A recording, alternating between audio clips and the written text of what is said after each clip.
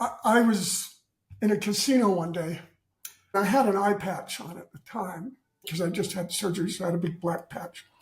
And this guy comes up to me and he says, "Have you lost an eye?" And I said, "Well, I don't have the use of my left eye anymore." And he says, "I can't see out of my eye either." And he told me he was considering suicide.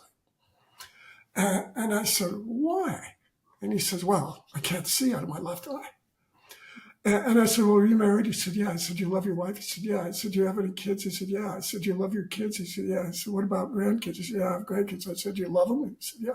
I said, "Well, why would you give all that up just because you're blind in one eye? Can you still see in your other eye?" He said, "Yes." And I said, "Well, then be grateful for that. Be grateful that you can still see in one eye."